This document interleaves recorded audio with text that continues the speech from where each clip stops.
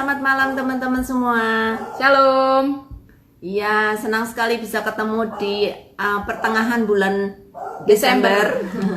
Sebentar lagi kita akan merayakan Natal dan kita akan bersukacita karena kita boleh merayakan kebaikan Tuhan untuk manusia, gitu ya. Iya. Juga malam hari ini ya, kita akan membahas satu nyanyian yang terakhir dari satu set nyanyian Maria, kemudian Zakaria. nyanyian Zakaria, dan terakhir Nyanyian Simeon. iya. Nah, ini mungkin yang paling jarang ya, paling jarang dibahas. Jadi kita akan sama-sama memberi perhatian yang khusus untuk nyanyian malam hari ini. Iya, Bapak Ibu Saudara dan rekan-rekan sahabat sabda yang sudah bergabung, sekali lagi selamat malam. Selamat bertemu dalam acara PA Online bareng seri Alkitab. Hari ini 19 Desember. Senang sekali menyambut teman-teman sekalian, dan acara Ayo PA kita juga akan malam hari ini akan menutup tahun ini gitu untuk seri Alkitab, dan kita akan bertemu nanti di tahun yang baru di tahun 2023. Ya, jadi hari ini hari terakhir untuk Alkitab tahun ini dan kita akan excited untuk ketemu lagi di tahun yang akan datang. Nah, sebelum berlanjut, ini ada teman-teman yang sudah hadir. Bagi teman-teman yang baru pertama kali hadir, perkenalkan saya Yulia Dan saya Roma. dan kita akan memandu untuk penggalian Alkitab pada malam hari ini. Ya, kita akan membahas Lukas 2. Teman-teman yang belum sempat membaca, ayo silahkan buka Alkitabnya and then baca Lukas 2, ya. Oke, tentunya malam hari ini kita nggak berdua aja, Bu. Ya. Kita akan ditemani teman-teman tamu kita, dan malam ini dulu sering sekali bergabung gitu. Nah, kita akan menyambut Tere dan juga Kak Marcel. Iya. Ya, sambil menunggu mereka, saya ingin bagikan juga kepada teman-teman bahwa seri Alkitab adalah seri untuk kita membahas pasal-pasal yang terkenal dari Alkitab. Hey Marcel, apa kabar? Selamat malam Bu Yulia, Kak Roma. Senang ketemu lagi. Ya, senang juga berjumpa lagi. Iya, halo Tere, kamu kok gelap amat nih? Ada lampu? Halo Bu. Dan... Ada. Iya, halo Tere, senang bisa ketemu lagi juga. Sudah lama Tere tidak muncul di Alkitab. Ya. Okay. Ya, halo Bu. Dan juga Kak Roma, Kak Marcel. Iya. Halo. Siap ya untuk membagikan berkat dari Lukas 2 malam hari ini yang akan digali, dan kami menginfokan kepada seluruh sahabat sabda yang sudah bergabung. Silakan nanti teman-teman juga bisa sharing, bisa membagikan berkat yang didapat melalui penggalian teman-teman, atau bisa bertanya seputar ayat-ayat yang sedang kita gali di dalam kolom komentar. Dan pastikan kalau ada teman yang ingin bergabung nanti di sesi akhir, kalau masih ada kesempatan, bisa join dengan kami secara live dan bisa membagikan pelajaran yang didapatkan. Iya, tapi jangan minta join sekarang ya. Nanti kalau sudah teman-teman sudah selesai menggali dan ingin membagikan berkat yang sudah diterima, nah silahkan nanti minta share atau minta join ya. Oke, nah sekali lagi selamat datang teman-teman yang sudah ternyata sekarang udah mulai menyusul lebih ramai lagi, dan kita akan segera memulai acara PA Online bareng kita. Kita akan mulai dengan langkah pertama, yaitu langkah 0. Kita akan berdoa bersama-sama. Ya. Kita berdoa. Selamat malam Tuhan Yesus, kami sungguh mengasihi-Mu karena Engkau sungguh baik dalam kehidupan kami, dan kebaikan Tuhan tidak terbatas, setiap hari baru kami rasakan. Pada malam hari ini Tuhan, kami boleh kembali datang kepada-Mu Tuhan untuk meminta yang daripada Tuhan, setiap kebenaran yang boleh kami gali bersama-sama pada malam hari ini, boleh meneguhkan setiap kami, boleh menguatkan setiap iman kami, sehingga kami semakin mengenal Tuhan, semakin bertumbuh di dalam Tuhan saja. Berkati setiap teman-teman kami yang masih dalam perjalanan untuk join live bersama dengan kami, dan dua rekan kami, Kak Marcel dan juga Tere, yang akan membagikan berkat-Mu. Kiranya Tuhan juga boleh perlengkapi dengan kuasa Tuhan. Mbak-Mu, Ibu Yulia, dan seluruh kami yang bertugas di tempat ini juga dari sabda, Tuhan berkati, dan seluruh alat yang kami pakai, jaringan yang kami pakai juga, Tuhan juga yang akan menghandle. Pujilah nama Tuhan, kami mulai alaskan doa kami, dan kami mulai Ayo PA ini, dalam nama Tuhan Yesus Kristus, Allah kami yang hidup, kami bersyukur. Amin. Amin. Iya.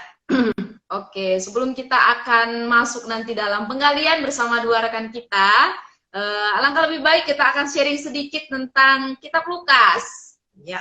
beberapa minggu ini kan teman-teman yang sudah ikut PA online bareng atau nanti yang belum pernah ikut, nanti bisa lihat rekaman bundanya pastinya di Ayo PA.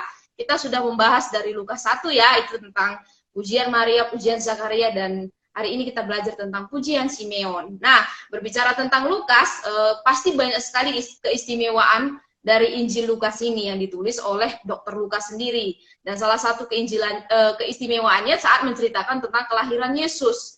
Gitu ya, berbeda dengan Injil Matius ya, ketika kalau di Matius itu langsung diceritakan tentang Maria, kelahiran Yesus dan orang-orang Majus gitu. Kalau di Injil Lukas ini sangat detail ketika menceritakan tentang kelahiran Yesus dan sangat lengkap juga gitu. Sangat lengkap.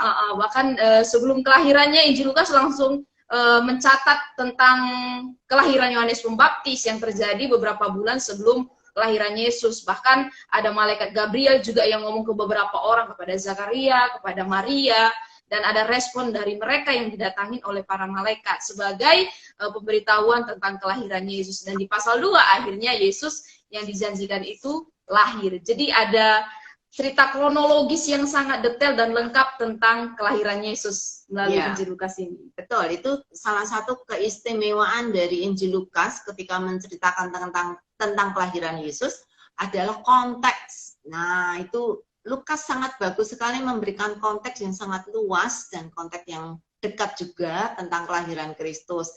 Dia cerita tentang konteks bagaimana Yohanes Pembaptis akan menjadi salah satu membuka jalan bagi kedatangan Kristus gitu ya, dan juga Elizabeth dan juga seluruh keluarganya. Jadi Lukas benar-benar sangat detail ya, sangat detail, dan juga konteksnya itu benar-benar kita dapat gitu ya, sehingga kita tahu apa hubungan Maria dengan Elizabeth dan Zakaria, apa hubungan Tuhan Yesus dengan Yohanes Pembaptis ya.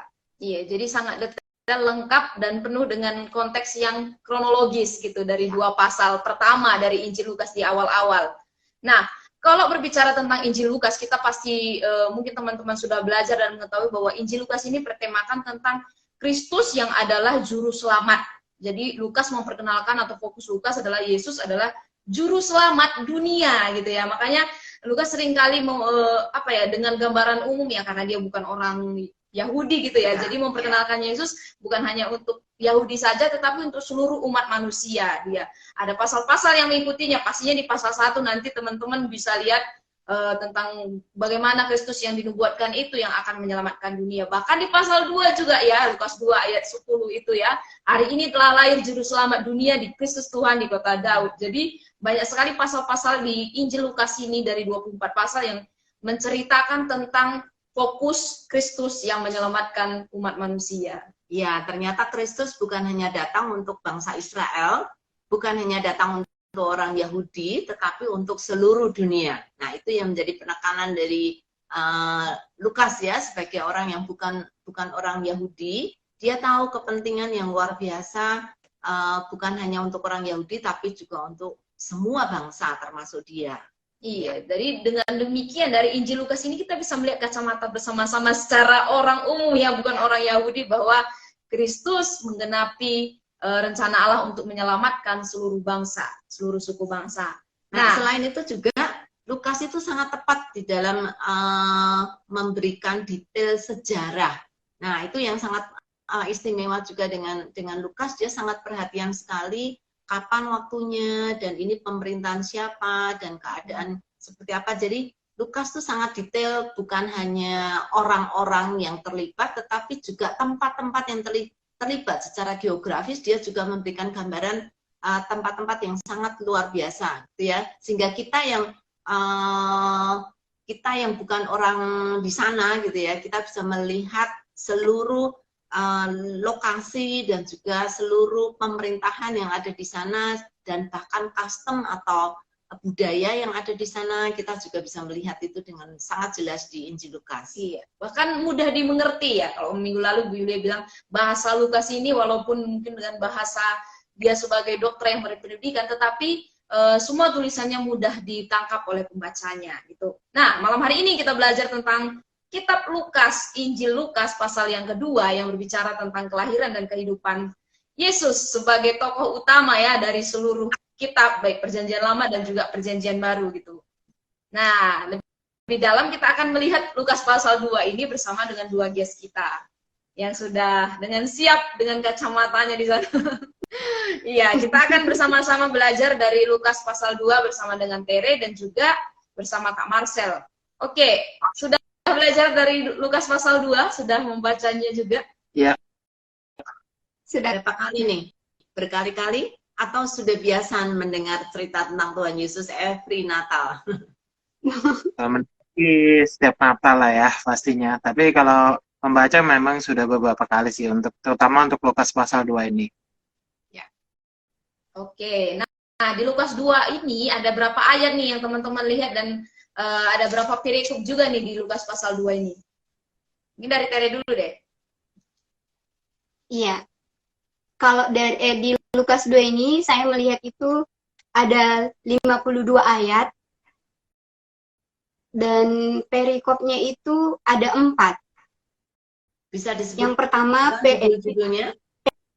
perikop pertama itu kelahiran Yesus, perikop kedua gembala-gembala, perikop ketiga Yesus disunat dan diserahkan kepada Tuhan, Simeon dan Hana, dan perikop yang keempat itu Yesus pada umur 12 tahun dalam bait Allah. Iya. Oke, jadi dari Lukas 2 aja kita udah melihat bahwa ini fokusnya itu tentang Yesus, kelahiran Yesus dan gimana kehidupannya sampai umur 12 tahun ya. Nah, di pasal 2 ini masihan ada berapa tokoh nih yang teman-teman temukan yang paling mendominasi? Mungkin dari Kak Marcel, tokoh-tokoh yang paling mendominasi dari pasal 2 ini. Kalau yang saya perhatikan sejauh ini yang paling mendominasi itu yang pasti Tuhan Yesus sendiri. Kemudian di situ yang kedua saya temukan ada Yusuf dan Maria sih. Kalau sepanjang saya temukan seperti itu. Ya.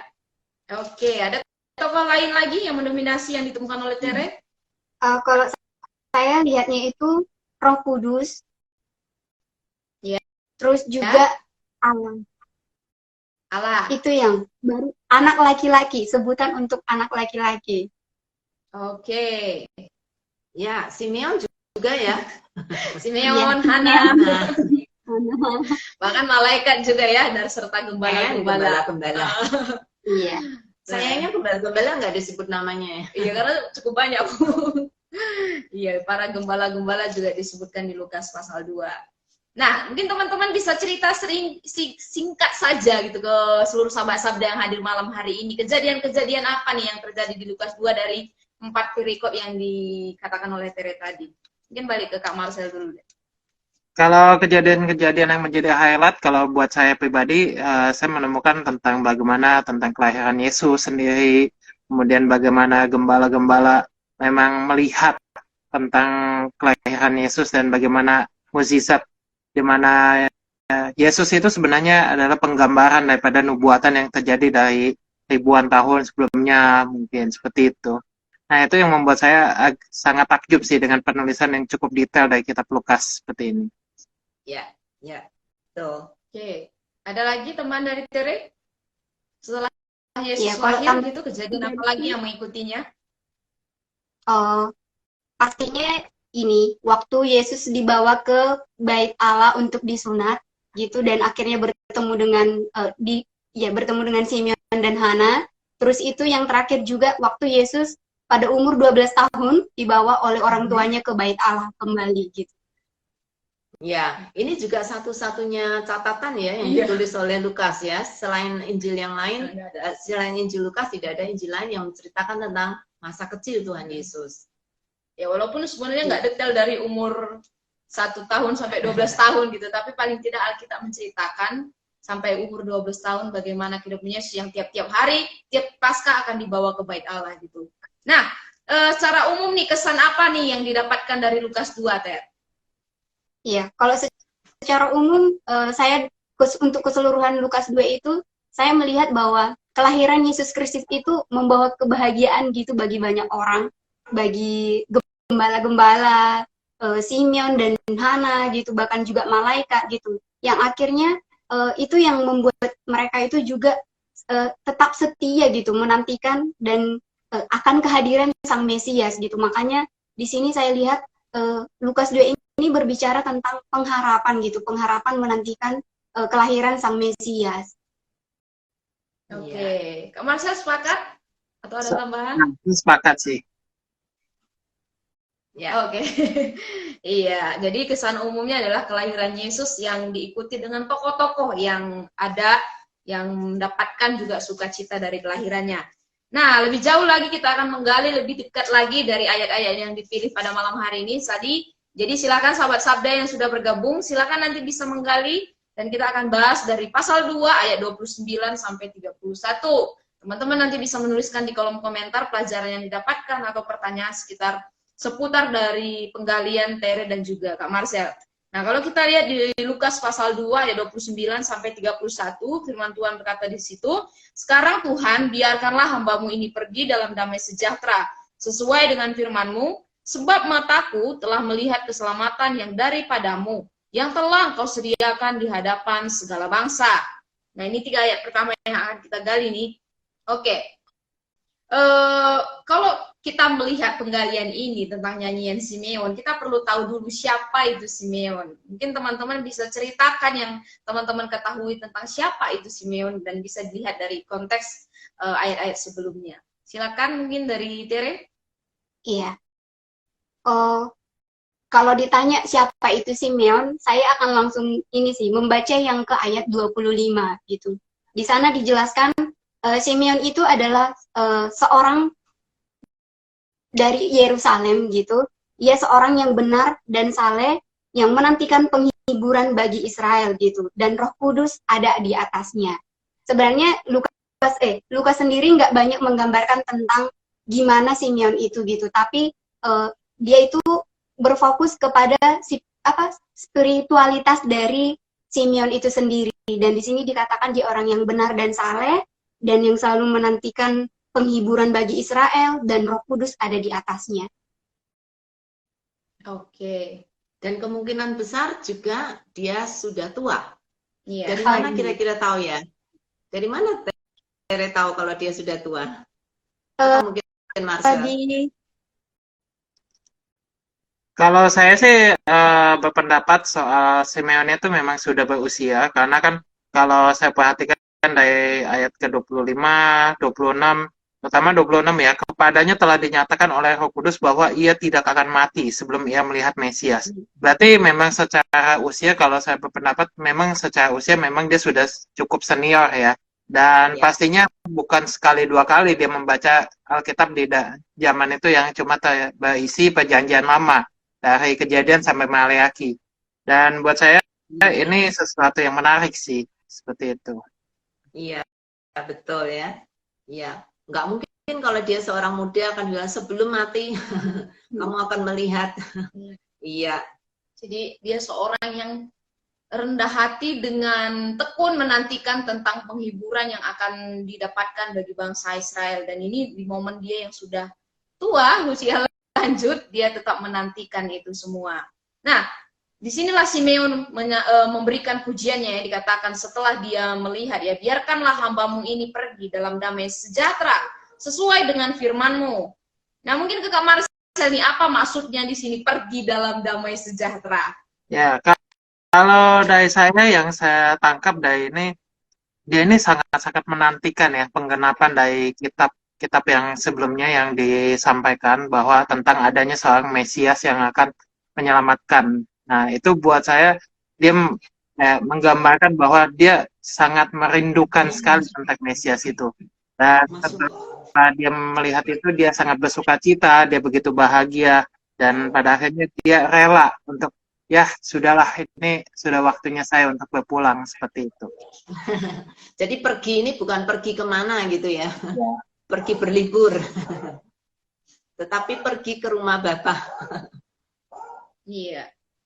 Berarti masa hidupnya sudah hampir selesai gitu ketika dia sudah menyaksikan Yesus Kristus. Makanya dia katakan, biarkanlah hambamu ini pergi dalam damai sejahtera gitu ya. Sudah melihat damai itu dan dia bisa pergi dengan damai sejahtera yang Tuhan telah janjikan.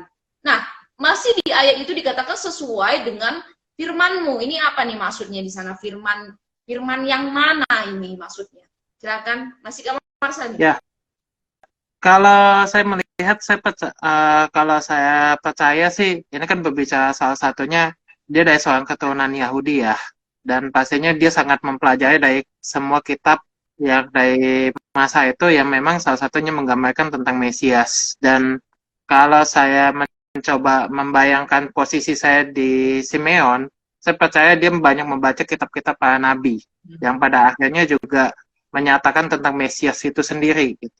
Dan ini adalah perkataan Tuhan yang dia sangat nantikan, seperti itu sih. Iya, ini yang jelas tambahan tentang apa yang kita tahu dari Simeon, dia suka membaca firman Tuhan dan dia suka pergi ke bait Allah.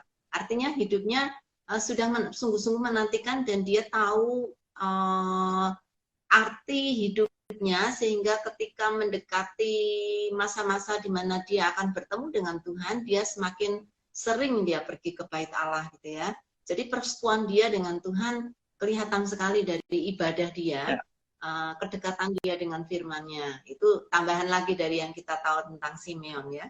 Ya, jadi dia menghidupi firman yang sudah didapatkan itu dan dia menunggu momen di mana firman itu bisa dinyatakan gitu kepada kehidupannya, dan akhirnya firman itu, kabar baik itu bisa nyata, dan faktanya dia tidak akan mati sebelum bertemu Yesus gitu. Dan ketika dia bertemu dengan Yesus dan dia dikatakan di sini menantang anak itu, maksudnya mungkin mengangkat anak itu gitu ya. Kok dia tahu ya kalau itu Tuhan Yesus? Gimana caranya dia tahu? Gimana nih? Dari saya, kalau dari saya melihatnya gini sih.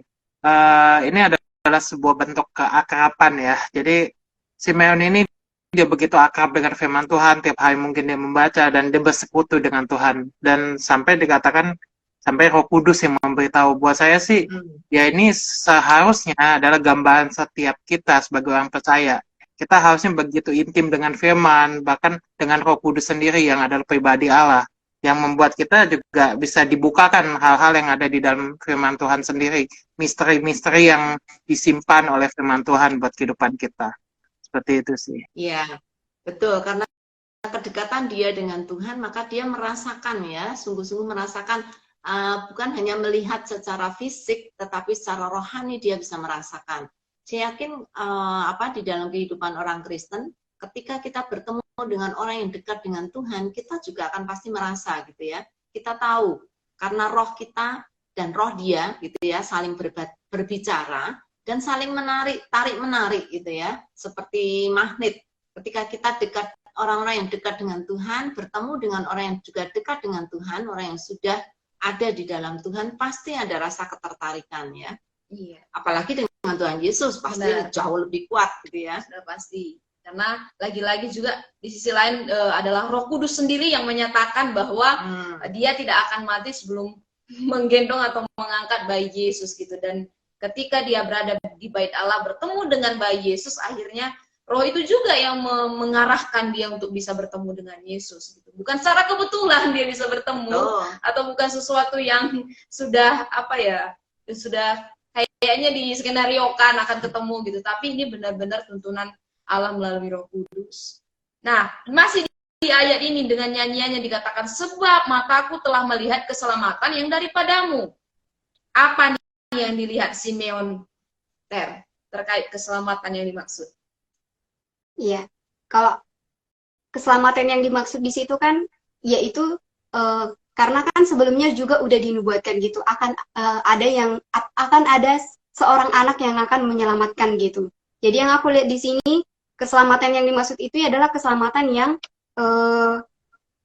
akan dimiliki oleh Yerusalem, karena kan dulu kan Yerusalem itu sebelum pembuangan, mereka itu kan penuh dengan penderitaan gitu, bahkan juga kehilangan negaranya dan semuanya gitu. Dan akhirnya di sini dikatakan bahwa keselamatan gitu akan diberikan kepada mereka yang mau dan mempercayai Tuhan Yesus gitu. Itu sih. Oke. Bahkan keselamatan itu apakah akhirnya dia miliki? Iya. Ya, Karena dia lihat ya, dikatakan di ayat itu, dia telah melihat keselamatan yang daripadamu. Ya, ketika dia memegang Tuhan Yesus gitu ya, bayi itu, aku juga kadang mikir ya, apakah karena Simeon kan banyak baca firman ya, apakah dia berpikir bahwa Mesias yang akan menyelamatkan itu pasti orang dewasa, tapi ternyata seorang bayi gitu ya yang ditemui oleh Simeon, dan Simeon langsung bisa tahu, aku sudah melihat keselamatan itu. Keselamatan itu yang dimaksud adalah Kristus itu sendiri gitu ya, dia sudah melihat Kristus. Jadi benar-benar Tuhan Yesus Kristus yang bisa menyelamatkan dengan pasti, dan dia sudah menyaksikan dengan mata, bukan hanya mata secara fisik, tapi dalam pengertian rohani juga Roh Kudus yang membukakan matanya, sehingga dia mendapatkan dan melihat keselamatan itu berdiam atas dia dan juga bagi bangsanya, bagi bangsa Israel. Bahkan kemarin tentang belajar tentang ini, kata sebelum mati gitu ya, kata kematian ini juga bisa berbicara tentang tentang kematian secara kekal gitu. Jadi ketika dia melihat keselamatan yang sudah dari Kristus, dia tidak akan mendapatkan kematian secara kekal karena ada kehidupan kekal yang sudah menyelamatkannya, itu melalui Yesus Kristus gitu. Nah, dan di sini dikatakan keselamatan itu bukan hanya bagi dirinya tetapi bagi segala bangsa. Nih, apa nih pengertiannya di sini? Di hadapan segala bangsa. Kalau saya lihatnya itu kan karena bangsa Israel itu kan, atau ya bangsa Israel itu kan bangsa pilihan gitu, dan di ayat-ayat sebelumnya itu fokusnya itu selalu bangsa Israel gitu, tapi di sini dinyatakan bahwa keselamatan itu nggak hanya milik bangsa Israel gitu, tapi juga seluruh bangsa lain yang mau mempercayai Tuhan Yesus gitu. Oke. Tapi di ayat 25 dia menantikan penghiburan bagi Israel. Tetapi di ayat 31 di hadapan segala bangsa. Ini bagaimana nih teman-teman? Mungkin dari Kak Barsel mau menambahkan? Ya, kalau dari saya mungkin saya teringat dengan perkataan kepada Abraham ya, yang berkata bahwa anaknya akan menjadi berkat bagi segala, bahkan dia sendiri akan menjadi berkat bagi segala bangsa. Saya percaya yang dimaksud adalah Yesus sendiri, karena lewat Yesuslah keselamatan bisa sampai kepada bangsa-bangsa, bangsa-bangsa yang tidak mengenal Allah dan pada akhirnya bisa mengenal karena Yesus sendiri. Seperti itu sih. Ya. Oke, ini jadi kabar baik banget ya, bukan hanya bagi bangsa Israel, tetapi juga bagi seluruh bangsa, seluruh kaum, seluruh etnis, seluruh suku yang ada di dunia ini ya. Satu kabar baik karena keselamatan terjadi, dan ini memberantas kabar buruk tentang kematian yang mungkin mereka terima karena kabar baik sudah datang, yaitu tentang keselamatan bagi banyak bangsa. Ya, Simeon sungguh sangat luar biasa ya, karena secara umum orang Yahudi berpikir bahwa bangsa pilihan itu juga hanya orang Yahudi gitu ya. Tetapi Simeon beda gitu. Dia bisa melihat lebih daripada sekedar kelahiran Kristus saat itu gitu ya, yang fisik yang masih menjadi bayi, tetapi dia bisa melihat beyond gitu. Dia melihat lebih jauh lagi apa yang akan dilakukan oleh anak ini bagi seluruh dunia, bukan hanya bangsa Israel tapi juga seluruh dunia. Jadi Simeon sendiri punya hati misi gitu ya, karena dia tidak seperti bangsa Yahudi yang lain yang selalu berpikir bangsaku lah yang paling istimewa, bangsaku lah yang bangsa pilihan, bangsa yang lain itu anjing gitu ya. Tetapi Simeon tidak. Simeon sudah melihat bahwa Kristus datang bukan hanya untuk mereka, tetapi juga untuk bangsa-bangsa. Bagi saya itu salah satu sikap misional gitu ya dari Simeon. Iya. Oke, teman-teman, belajar apa nih dari 3 ayat yang kita lihat di pasal 2 ini, dari ayat 29 sampai 31. Mungkin ke Tere dulu nih. Iya. Kalau aku belajarnya itu ini, aku lihat ini kan Simeon itu sangat gitu loh, sangat benar-benar percaya gitu kalau dia firman Tuhan itu akan digenapi dalam kehidupannya, meskipun dia menantikan kayak yang tadi dibilang, dikasih tahu juga dia udah sangat tua baru benar-benar bisa bertemu dengan Sang Juru Selamat gitu dan melihat keselamatan itu, tapi dia tetap gitu memiliki hubungan yang dekat dengan Tuhan sehingga dengan kuasa Roh Kudus dan juga dengan kuasa Roh Kudus akhirnya janji untuk bertemu dengan Tuhan Yesus itu digenapi dalam kehidupannya. Ya, jadi belajar untuk terus memiliki hubungan yang dekat dengan Tuhan dan juga mau mendengarkan suara Roh Kudus yang seperti karena kan Simeon dan dituntun juga gitu untuk bertemu dengan Maria dan Yusuf gitu. Jadi aku juga belajar untuk bisa benar-benar mendengarkan itu gitu. Tahu nggak itu ada hubungannya dengan nama Simeon? Tahu arti nama Simeon? Mendengarkan kalau nggak salah ya. Iya, mendengar dan taat. Dari akar kata Ibrani sama. Dengar, lakukan. Ternyata cocok dengan nama dia ya. Dia bukan hanya mendengar, tapi dia juga taat kepada Tuhan. Persis seperti namanya. Ya. Dari Kak Marcel ada tambahan pelajaran penting yang didapatkan dari 3 ayat ini? Saya sih melihatnya lebih kepada mempercayai janji Tuhan ya. Kalau janji Tuhan itu iya dan amin, dan itu pasti terjadi. Dan saya melihat di dalam diri Simeon ini terjadi. Dia begitu mempercayai janji Tuhan, sekalipun sepertinya kalau kita memikirkan secara manusia kayaknya sesuatu hal yang mustahil gitu. Karena itu kan sebuah waktu yang kita tidak ketahui. Tapi dia dengan ilham daripada Roh Kudus, pewahyuan, dan dia berjalan mengikuti tuntunan Roh Kudus, dia mendapatkan apa yang Tuhan janjikan di dalam kehidupannya dia sih. Dan buat saya itu sesuatu yang sangat-sangat memberkati ya, bahwa untuk tetap memegang janji Tuhan dalam keadaan apapun. Iya, dan janji Tuhan itu tidak tersembunyi gitu ya. Artinya Tuhan tidak sengaja sembunyikan, tapi Tuhan bukakan bagi orang-orang yang memang percaya dan bagi orang-orang yang mau gitu ya, beriman kepada janji Kristus. Ya, thank you Marcel. Oke, terima kasih teman-teman untuk 3 ayat pertama yang kita gali tentang bagaimana Allah yang luar biasa itu yang lahir dalam pribadi Yesus Kristus sudah menyatakan dan mengenapi janjinya bagi banyak bangsa, salah satunya yang dirasakan oleh Simeon. Bagaimana dengan sahabat Sabda yang hadir pada malam hari ini? Iya, belum banyak nih yang memberi komentar. Ayo cepetan memberi komentar berkat apa yang sudah diterima dari 3 ayat ini. Wow, komentarnya baru sedikit ya. Baru 1. Oke, ini satu pertanyaan nih teman-teman. Nanti mungkin bisa menanggapi juga. Ini dari Kak Matthew. Pertanyaannya seperti ini. Kira-kira bagaimana Simeon mengetahui bahwa bayi Yesus adalah Mesias yang ditunggu-tunggu? Oh, ini tadi juga sudah sempat. Sudah sempat dijawab ya. Atau mungkin Marcel, silakan jawab pertanyaan Matthew nih. Kalau saya sih percaya sesuai dengan yang dikatakan di dalam firman Tuhan, itu semua adalah dari Roh Kudus sih. Ya. Sesuatu yang disingkapkan oleh Roh Kudus, bukan hanya kita melihat dari kacamata seorang manusia, tapi itu benar-benar dari Tuhan sendiri yang menyingkapkan dan membukakan. Seperti itu.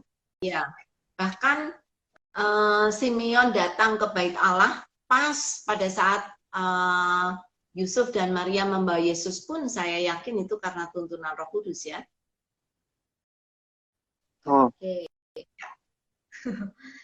Ya, ini dari sahabat Sabda ternyata belum ada lagi nih Bu tanggapannya ya. Silakan nih teman-teman. Banyak yang sudah hadir, banyak yang hadir, silakan memberikan tanggapan berkat apa yang diterima atau pelajaran apa yang diterima dari 3 ayat ini. Tentang Simeon boleh, tentang janji Allah tadi seperti Kak Marcel juga boleh. Ayo silakan tulis cepat-cepat. Oke. Dan sementara teman-teman bisa mempelajari lagi atau melihat lagi dari 3 ayat yang sudah kita gali, kita akan lanjutkan menggali dari ayat-ayat seterusnya masih di perikop tentang pujian atau nyanyian Simeon. Dan kita lihat di ayat 34 dan ayat 35. Silakan teman-teman bisa membuka Alkitabnya. Firman Tuhan berbunyi demikian. Lalu Simeon memberkati mereka dan berkata kepada Maria, ibu anak itu, sesungguhnya anak ini ditentukan untuk menjatuhkan atau membangkitkan banyak orang di Israel dan untuk menjadi suatu tanda yang menimbulkan perbantahan.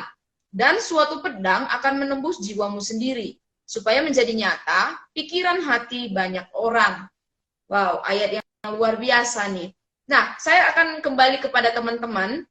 Mengapa di sini dikatakan Yesus atau Yesua itu dinubuatkan untuk menjatuhkan dan membangkitkan orang Israel. Mungkin ke Kak Marcel dulu nih. Ya, Dia yang akan ditentukan untuk menjatuhkan serta membangkitkan. Nah, ya, menjatuhkan untuk membangkitkan. ya. Kalau saya melihat ini seperti gambaran begini ya. Kalau ini pendapat saya pribadi, saya melihat bahwa tidak semua orang Israel akan percaya kepada Yesus dan apa yang dia katakan. Dan hal ini ya sudah terjadi gitu, bahwa tidak semua orang akan percaya gitu. Sekalipun dia adalah orang yang kelahirannya adalah dari suku Israel, seperti itu sih. Ya, jadi menjatuhkan dan atau membangkitkan banyak orang di Israel ini, mereka yang menolak atau mereka yang menerima ya. Kalau Ya. mereka yang menolak, maka dia akan dijatuhkan. Tapi untuk mereka yang menerima, dia akan dibangkitkan, gitu kan? Yes, betul sekali. Iya. Dan itu dinubuatkan oleh Simeon sendiri ya, dan itu terjadi karena itu digenapi oleh Yesus ya, di mana ketika dia melayani, nanti teman-teman bisa melihat ada banyak orang yang menerima dia, ada banyak orang juga yang ingin menjatuhkan, bahkan menolak dia, melawan dia, bahkan mencela dia gitu dalam perjalanan ketika Yesus melayani lebih dari 3 tahun. Nah, dan dikatakan selain dia menjatuhkan, selain dia membangkitkan orang Israel, dia juga dikatakan akan menjadi tanda, dan untuk menjadi suatu tanda yang menimbulkan perbantahan. Apa nih maksudnya, Fer? Iya.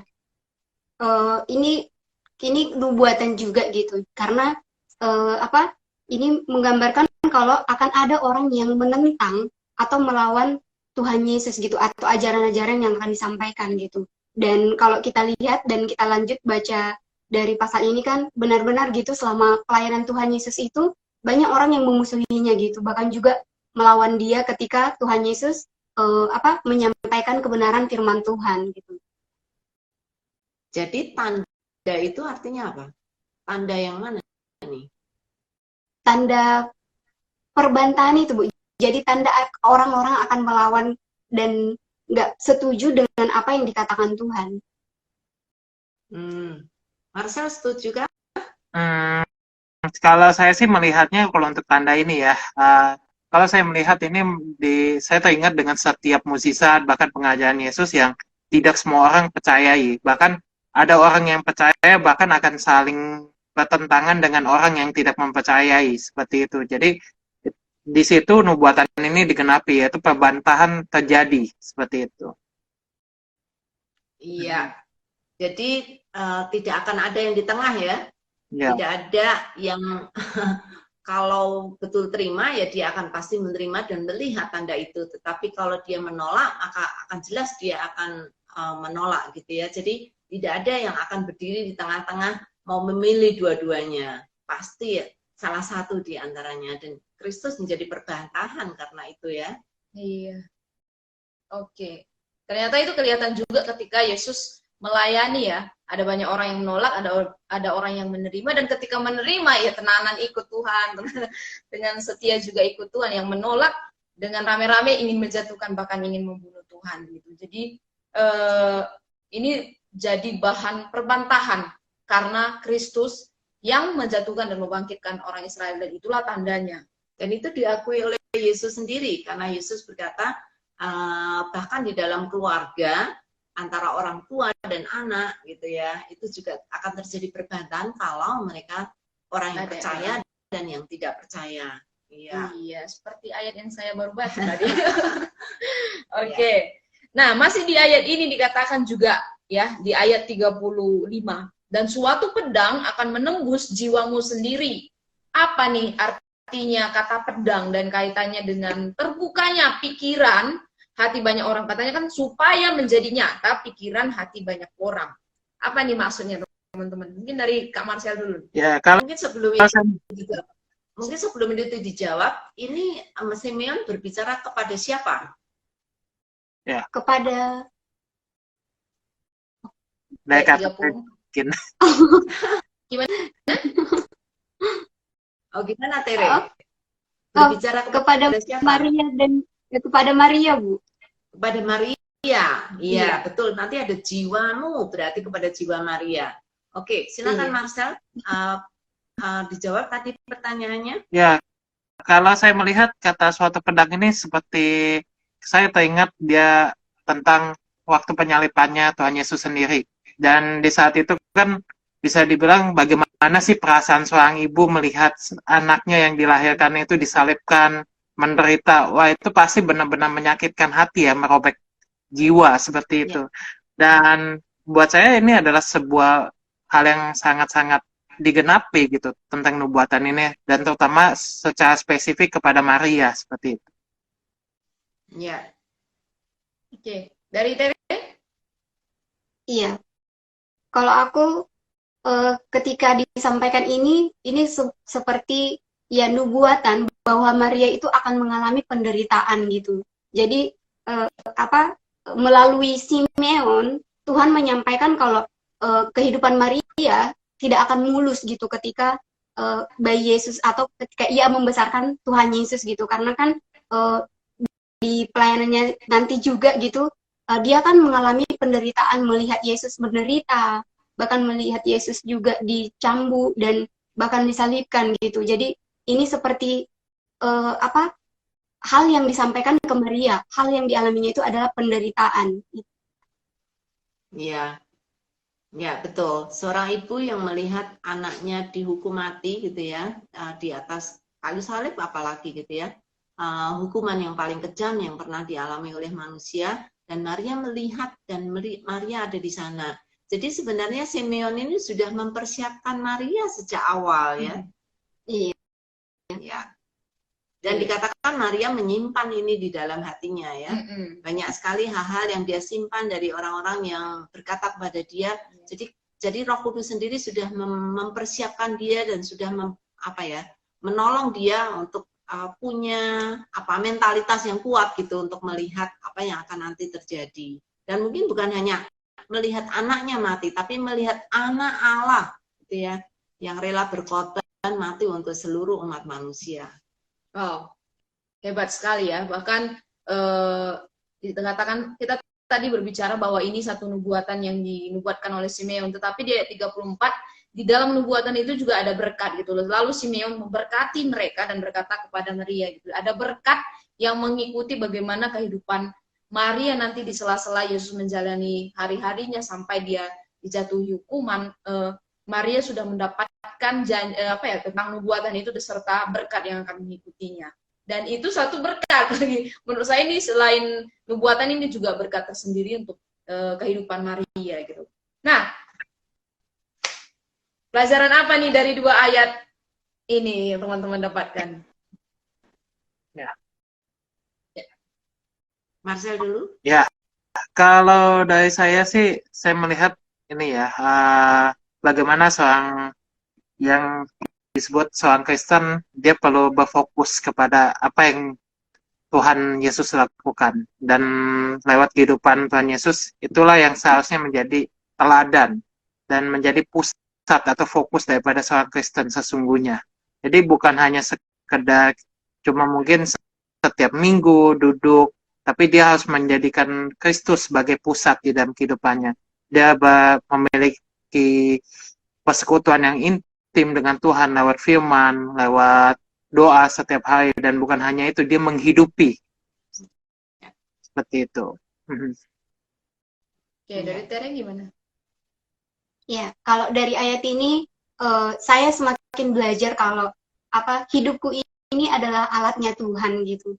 Karena kalau kita lihat dari Simeon, Hana, Maria dan Yusuf, mereka itu sebenarnya udah Tuhan persiapkan gitu untuk menggenapi firman Tuhan di dunia ini gitu. Dan aku jadi belajar juga kalau aku ini alatnya Tuhan gitu.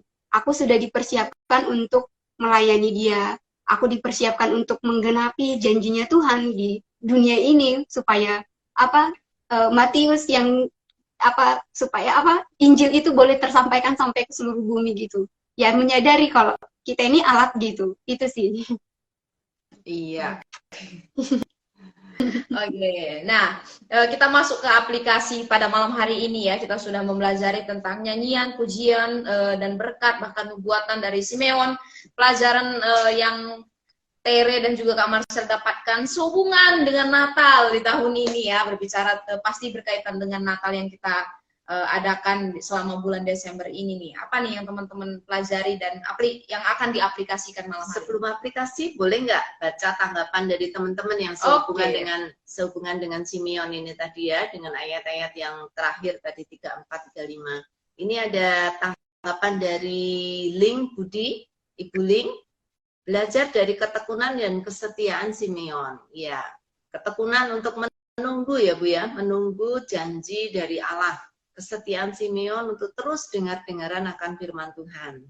Oke, ada tanggapan juga dari Kak Tilestian. Simeon setia menantikan penghiburan dari Allah meski pada masa itu sudah lama sekali dari Malaki sampai Yohanes Pembaptis. Tidak ada nubuat, Simeon tidak akan melihat kematian sebelum dia melihat Kristus atau kehidupan. Wah, ini juga tanggapan yang bagus sekali di tengah-tengah masa kegelapan yang dialami oleh bangsa Israel.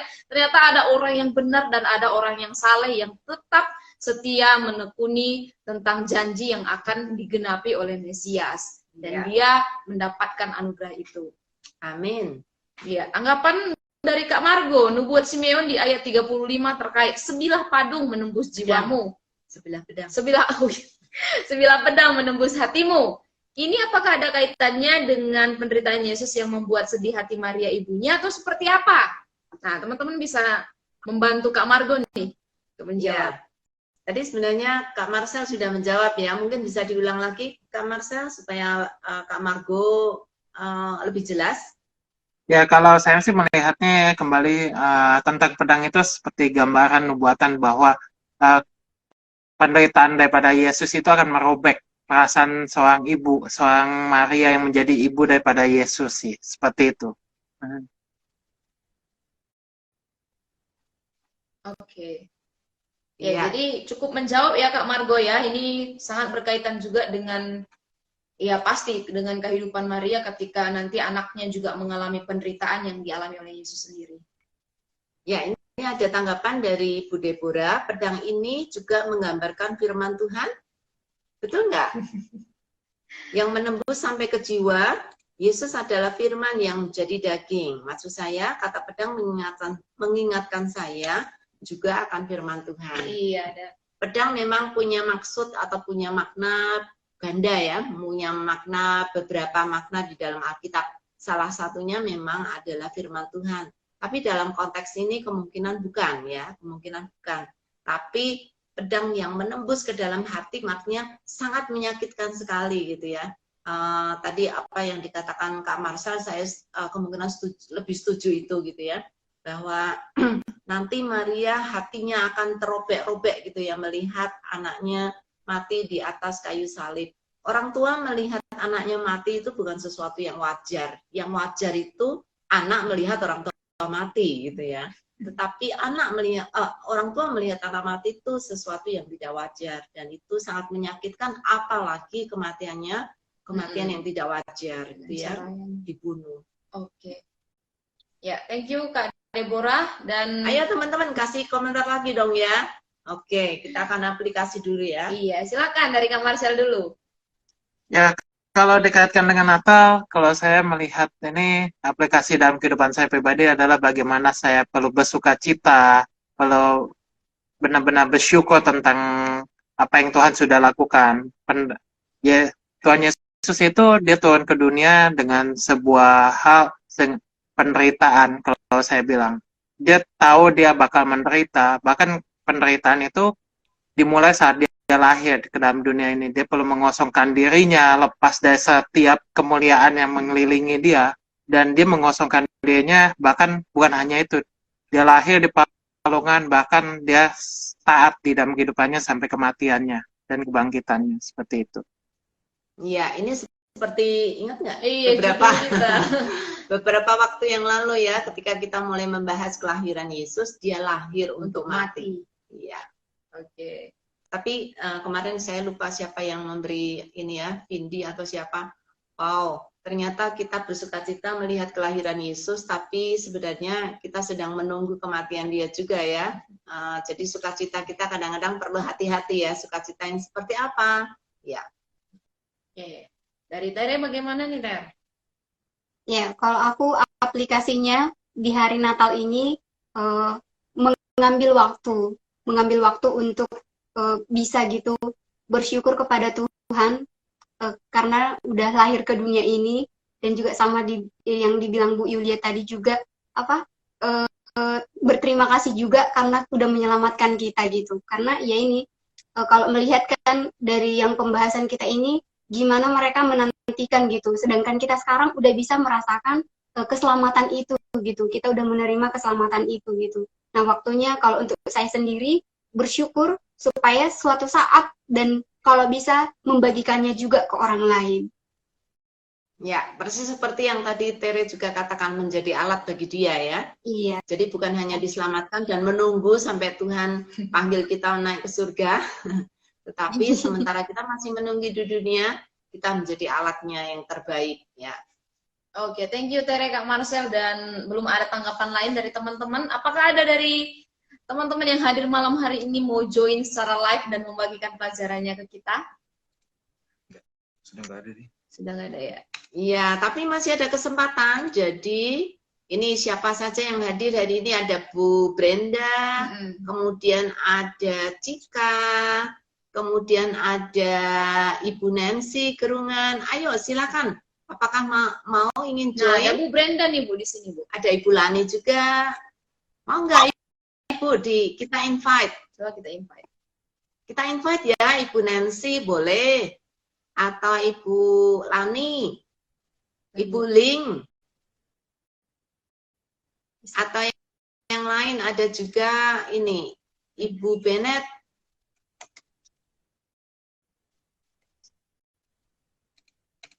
Iya. Ada Sudah Kak, online. ada juga Kak Jenny, Kak Yeni. Ada juga Darren. Ada yang mau? Ayo, kita masih punya waktu ini. Ibu Lani, ayo join Ibu.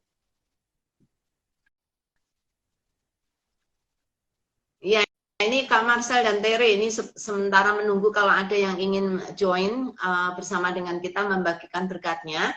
Kak Marcel dan Tere, apa rencana terbaik yang sudah disusun untuk Natal tahun ini? Hal apa yang ingin dilakukan untuk menyambut hari Natal, perayaan Natal yang akan kita rayakan bersama?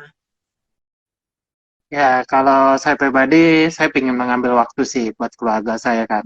Terutama mengingatkan kepada papa saya yang baru percaya kepada Yesus sih tahun ini sih. Wow. Mhm. Oke, tahun ini? Ya, Wow. tapi saya Puji Tuhan. ingin mengingatkan dia lagi sih tentang apa yang sudah Yesus lakukan. Supaya dia benar-benar percaya secara penuh. Mhm. Iya. Iya, betul. Jadi, Papa sudah lama sekali belum terima Yesus dan baru tahun Yes. ini terima Yesus? Ya. Wow. Mhm. Wow, puji Tuhan. Iya, puji Tuhan. Ya, berarti ini Natal yang pertama nanti yang akan dirayakan oleh Papa. Ya. Wow, ya luar biasa. Kalau Tere ada rencana, Tere? Iya, rencananya karena sudah 2 tahun merayakan Natal di masa pandemi, jadi akan berkunjung ke rumah keluarga gitu. Dan apa ya, itu jadi momen juga gitu untuk menceritakan gimana selama 2 tahun itu atau selama masa pandemi kita nggak bertemu itu, kita tetap bisa saling mendukung dan mendoakan gitu. Meskipun secara online. Dan ini ya sangat senang bisa bertemu secara langsung dengan mereka. Iya, oke. Wow, kamu sendiri ada acara Natal? Iya Bu, saya juga menggebu-gebu ingin menceritakan banyaknya kebaikan Tuhan yang saya dapatkan selama bertahun-tahun ini dipakai Tahun-tahun merantau. Iya. Jadi senang karena nanti bisa berbagi cerita banyak. Yang pasti banyak sekali yang ingin saya bagikan kepada seluruh keluarga, seluruh sahabat yang ada di kota kelahiran saya di Medan. Ya, sudah lama nih Roma belum pulang ke Medan ya, merantau di Jawa. Ini akan pulang kampung. Ya, kita nanti doakan juga untuk Roma ya, supaya selamat di Medan, Tuhan bisa kasih banyak berkat dan menjadi berkat bagi keluarga. Tere nggak pulang. Tere ini juga orang Medan, tapi nggak pulang ya Tere ya. Ya. Pulangnya ke rumah keluarga yang lain, Bu. Rumah keluarga yang di Jawa. Iya. Iya. Untuk Marcel asli dari mana? Kalau saya asli Jakarta. Oh, asli Jakarta, nggak pulang kemana-mana dong ya? Iya. Oke, rencananya akan tinggal di Jakarta saja? Ya, sejauh ini sih seperti itu. Oke, well kalau ada kesempatan pergi ke daerah Jawa Tengah, silakan kontak kami, siapa tahu bisa ketemu. Siap. Iya. Oke, wow teman-teman semuanya, kita akan segera tutup karena waktu sudah mendekati, tetapi Roma akan share lebih dahulu apa yang Roma sudah dapat untuk berkat hari ini. Iya, satu lagi belajar tentang pujian Simeon. Jadi 3 minggu berturut-turut belajar tentang pujian, respon-respon yang ketika Yesus lahir gitu banyak sekali yang mengiringi pujian menyambut kelahirannya, dan satu lagi yaitu belajar Simeon. Simeon ini nggak banyak sekali disebutkan di dalam Alkitab, mungkin hanya perikop ini saja yang menjelaskan tentang Simeon, tetapi dari kehidupannya, dari kerendahan hatinya yang senantiasa menanti, tadi kayak kata Kak Celestian ya, di masa kegelapan masih ada orang benar yang menantikan juru selamat, dan akhirnya dia mendapatkan itu dengan penantian yang tidak sia-sia gitu, sampai masa tuanya akhirnya dia melihat dan mendapatkan secara terbuka, mata rohaninya dibukakan tentang keselamatan yang dia dapatkan. Dan saya bersyukur untuk itu karena seperti Simeon merasakan sukacitanya melalui kelahiran Yesus dan dia mendapatkan keselamatan, dan saya juga bersyukur melalui kelahirannya saya juga bisa mendapatkan keselamatan. Dan keselamatan di sini juga bukan hanya untuk kebahagiaan semata-mata saja, tetapi lagi-lagi diingatkan gitu ya, pribadi Yesus yang agung itu harus memberikan keselamatan dengan cara mati di kayu salib. Makanya diingatkan lagi tadi karena Kak Marcel ingatin dia lahir untuk mati gitu. Jadi ya bersyukur banget kiranya momen Natal ini juga mengingatkan aku tentang bagaimana Kristus yang menyelamatkan melalui kematiannya, dan ini juga tentunya harus terus dikabarkan itu melalui kehidupanku kepada banyak orang, khususnya keluarga aku nanti yang akan kudatangi. Iya. Saya hari ini juga mendapatkan banyak berkat, diingatkan lagi terutama oleh Kak Marcel bagaimana kita harus setia menanti janji Tuhan akan bukan hanya keselamatan yang sudah aku terima, tetapi juga janji-janji Tuhan yang banyak yang lain gitu ya. Bahwa dia akan menyertai, dia akan memberi kekuatan, dan dia akan terus menjaga dan terus akan memberi semangat dan kekuatan untuk terus melanjutkan apa yang Tuhan sudah berikan dalam hidup saya. Thank you Marcel, Kak. Saya juga mendapat berkat dari Tere, bagaimana selama penantian kita yang sudah diselamatkan oleh Tuhan ini bukan hanya menunggu nanti dipanggil Tuhan, tetapi mengisi hidup sepadat mungkin gitu ya, mengisi hidup dengan semanfaat mungkin untuk menjadi berkat bagi Tuhan, menjadi alatnya yang luar biasa karena Tuhan sudah menyediakan semuanya. Kayak tadi Tere bilang ya, kita sudah dipersiapkan oleh Tuhan, seperti Tuhan sudah mempersiapkan Maria dan juga yang lain gitu ya, untuk menerima, termasuk Simeon juga, mempersiapkan mereka untuk boleh melihat apa yang Tuhan janjikan, yaitu menjalankan apa yang menjadi kehendak Tuhan di dalam hidup kita. Ya, thank you banyak. Ini menjadi bekal saya untuk akhir tahun ini, untuk melangkah ke tahun yang akan datang. Nah, teman-teman, ini kan udah Desember nih ya, pasti banyak dari teman-teman yang mulai, kayak Marcel bilang, akan meluangkan waktu pribadi gitu ya, membuat resolusi tahun baru, merefleksikan hidup selama 1 tahun ini. Kiranya setiap refleksi kita dan setiap waktu yang kita luangkan bersama dengan Tuhan, kiranya itu betul-betul menjadi waktu yang sangat bermanfaat, waktu yang sangat efektif untuk boleh mendengarkan Tuhan, dan juga menantikan Tuhan, menantikan janji Tuhan tahun depan, apa yang akan Tuhan lakukan di dalam hidup kita, dalam pelayanan kita, dalam keluarga kita. Dan congratulations untuk Marcel yang papanya tahun ini akan merayakan Natal untuk yang pertama kalinya ya. Selamat Natal juga untuk semua yang lain. Selamat Natal teman-teman.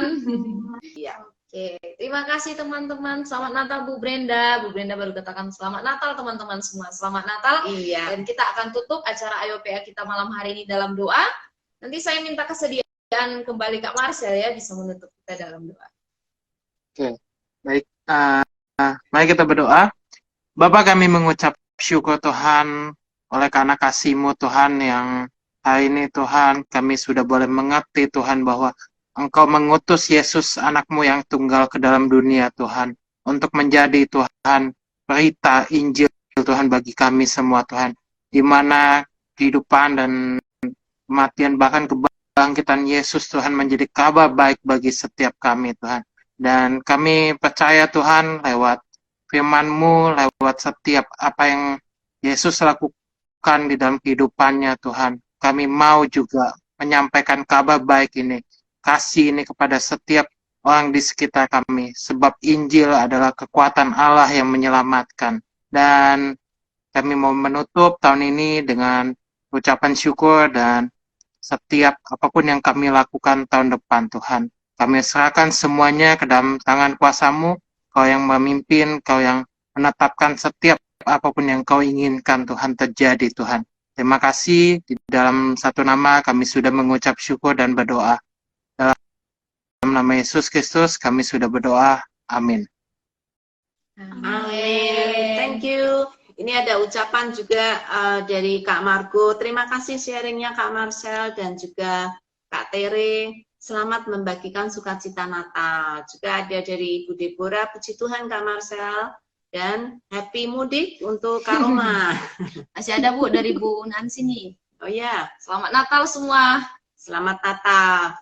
Jadi kita akan ketemu lagi kapan nih? Nah, kita akan ketemu di AYOPA tanggal 9 Januari. Oh, jadi ada 2 Senin yang libur ya. Iya, semoga 2 Senin yang libur ini boleh kami pakai untuk mengevaluasi dan juga untuk bertemu dengan handai tolan selama Natal ini untuk saling berbagi berkat ya.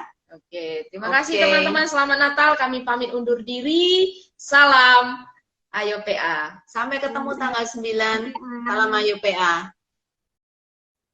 Ya, bersyukur banget untuk bulan ini kita bisa belajar tentang respon tokoh-tokoh yang luar biasa yang dipakai Allah untuk menyatakan dan juga melihat kemuliaan Allah yang sudah nyata di dalam kelahirannya. Dan puji Tuhan untuk seluruh guest yang sudah bergabung selama beberapa bulan selama kita memulai AYOPA sampai dengan saat ini lebih dari setengah tahun. Terima kasih untuk kehadiran teman-teman yang bisa menggali bersama-sama. Terima kasih juga untuk seluruh sahabat sabda yang dengan setia setiap hari Senin bisa mengikuti AYOPA, dan pastinya kami ucapkan selamat Natal. Selamat Natal bagi kita semua, dan kita akan bertemu tahun depan di tahun yang baru, tahun 2023, dan kita akan kembali belajar menggali firman Tuhan, dan Januari kita akan fokuskan untuk menggali kitab Roma. Iya. Seperti nama saya nih. Tapi kita juga akan evaluasi sedikit nih tentang apa saja yang kita sudah lakukan selama 1 tahun ini. Jadi teman-teman silakan boleh kontak kami, teman-teman admin silakan taruh nomor admin.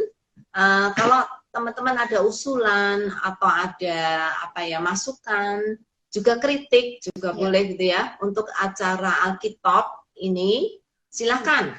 Kami akan memakainya untuk menjadi bahan evaluasi untuk Alkitab tahun depan. Semoga kita menjadi semakin lebih baik. Juga kalau ada usulan acara yang berbeda atau yang lebih kreatif, silakan memberikan usulannya.